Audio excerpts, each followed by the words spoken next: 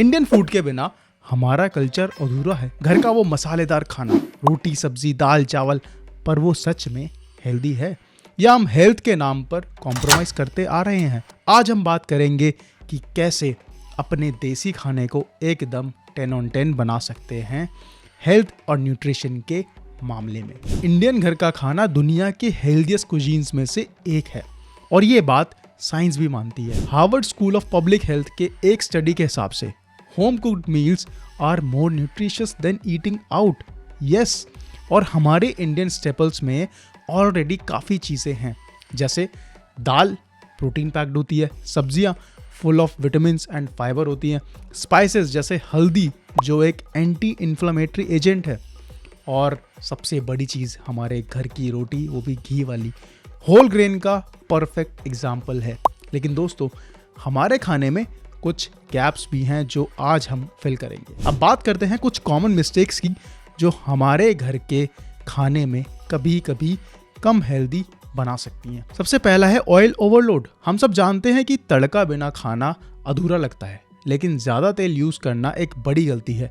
Indian families में average oil consumption recommended level से 30 से 40% ज़्यादा होता है। दूसरा पॉइंट है ओवर कुकिंग वेजिटेबल्स। जैसे जैसे हम सब्जी पकाते हैं उसके न्यूट्रिएंट डिस्ट्रॉय होने लगते हैं। तीसरा है रिफाइंड इंग्रेडिएंट्स। मैदा बेस्ड रोटी या पॉलिश चावल हेल्थ के लिए उतने अच्छे नहीं होते जितने होल ग्रेन्स होते हैं। Protein gap. हमारे डाइट्स में प्रोटीन काफ़ी कम होता है। नेशनल फैमिली हेल्थ सर्वे के डेटा के मुताबिक 73% इंडियंस की डाइट प्रोटीन डेफिशिएंट है। अब बात करते हैं सॉल्यूशंस की। घर का खाना टेस्टी तो होना ही चाहिए, पर हेल्थ का भी ध्यान साथ में रखना चाहिए। तो यहाँ कुछ प्रैक्टिकल टिप्स हैं। सबसे पहली चीज़ है उसके अंदर ऑयल कंट्रोल। तेल का यूज़ कम करें। एक नॉन स्टिक कुकवेयर यूज़ करके आप सेम टेस्ट अचीव कर सकते हैं। आइडियल ऑयल इनटेक कितना होना चाहिए पर पर्सन पर डे? तो वो है 3 से 4 टीस्पून पर पर्सन पर डे। अब यहाँ कुछ स्मार्ट सब्स्टिट्यूशंस भी हैं आप जैसे स्मार्ट लोगों के लिए। मैदा की जगह आटा का यूज़ करें। वाइट राइस की जगह कोशिश करें ब्राउन राइस या क्विनोआ ट्राई करें। ब्रेकफास्ट में आप दलिया भी ट्राई कर सकते हैं, क्योंकि मैं डेली खाता हूँ और मेरे एनर्जी लेवल्स और फाइबर बहुत ही सही रहते हैं। तीसरी चीज़ प्रोटीन बूस्ट। अब आपकी डाइट में हमेशा, जितने लोगों ने देखा होगा, हमेशा कार्ब ज़्यादा होता है। आप प्रोटीन को कैसे बढ़ा सकते हैं? दाल और सब्जी में एक्स्ट्रा प्रोटीन ऐड करें। एग्जाम्पल्स के लिए स्प्राउटेड मूंग दाल, पनीर, टोफू या फिर बॉइल्ड एग्स डाल सकते हैं। नेक्स्ट प्रैक्टिकल टिप है इसके अंदर raw and cooked veggie balance. एक पोर्शन रॉ सैलेड ज़रूर रखें अपने डाइट में हर मील के साथ, और यहाँ पे कोशिश करें कि ज़्यादा से ज़्यादा आपकी प्लेट सैलेड से भरी हो। तो पोर्शन कंट्रोल है यहाँ पे अगला जो टिप है हमारी। अपने प्लेट को ही बैलेंस करें। 50% वेजिटेबल्स, 25% प्रोटीन, 25% कार्ब्स।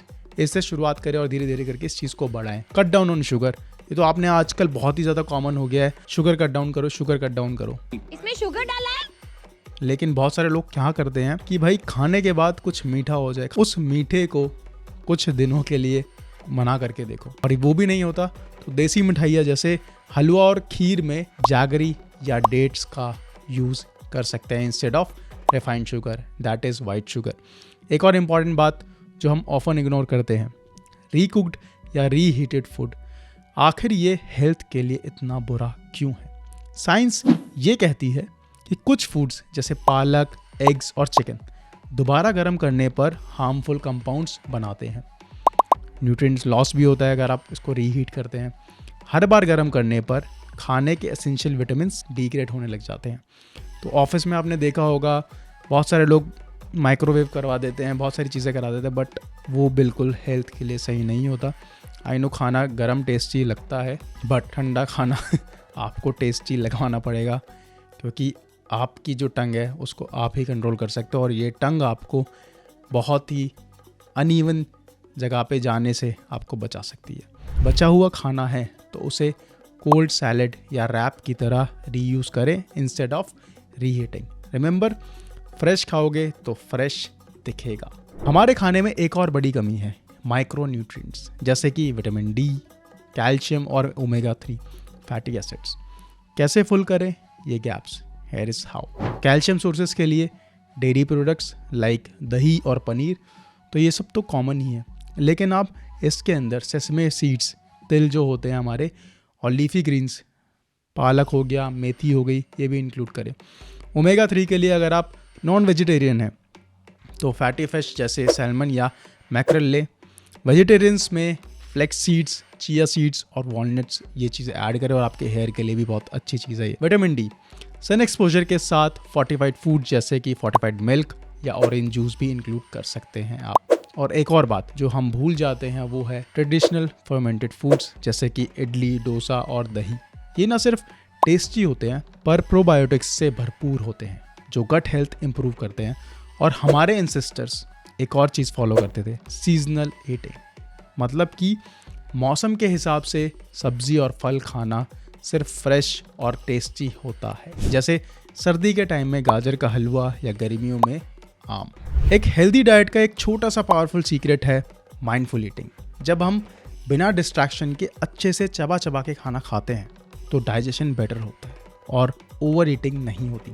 फ़ोन या टीवी के बिना अपने खाने को एंजॉय करना सीखें और उसका टेस्ट एक्सपीरियंस करें, और साथ ही हाइड्रेशन की इम्पॉर्टेंस को इग्नोर मत करें।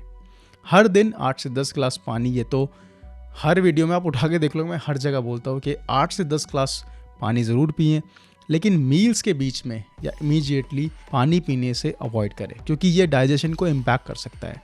चलिए एक सिंपल और न्यूट्रिशियस मील प्लान डिस्कस करते हैं जो हर घर में बना सकते हैं। ब्रेकफास्ट में क्या कर ले सकते हैं आप? Vegetable poha with a handful of peanuts and a glass of butter milk.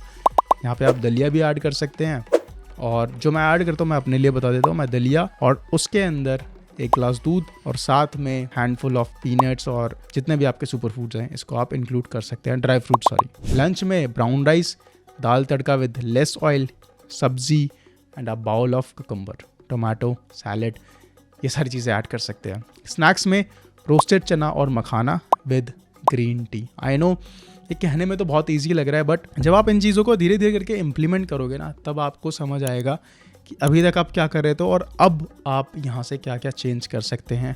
Dinner में आप multigrain roti, palak paneer and a small portion of दही ले सकते हैं। डेजर्ट में गुड़ वाली खीर। दोस्तों, इंडियन घर का खाना एक हिडन जेम है। अगर हम थोड़ा माइंडफुल कुकिंग करें और गैप्स को फिल करें तो हमारा देसी खाना दुनिया का हेल्दीएस्ट कुजीन बन सकता है। रिमेंबर, हेल्थ और टेस्ट को बैलेंस करना ज़रूरी है। और हाँ, वो जोक याद है, एक इंडियन मॉम के हिसाब से फ्रेश फूड का मतलब क्या है? अगर खाना सुबह बनाया और शाम तक बचा है तो वो टेक्निकली फ्रेश है, लेकिन मजाक अलग, फ्रेश फूड ही बेस्ट है। तो अगली बार जब आप अपने किचन में तड़का लगा रहे हो, ये बातें ज़रूर याद रखें। और एक बात, हेल्थ के लिए इन्वेस्ट करना सबसे बड़ी सेल्फ केयर है। आज का पॉडकास्ट कैसा लगा आपको? मुझे ज़रूर बताइएगा। कहाँ पे बताओगे आप? कमेंट्स में। और अगर ये टिप्स यूज़फुल लगे तो दोस्तों के साथ शेयर करें। अगली बार फिर मिलते हैं एक नए टॉपिक के साथ। तब तक खाना खाओ, सेहत बनाओ और हैप्पी रहो, खुश रहो। नमस्कार।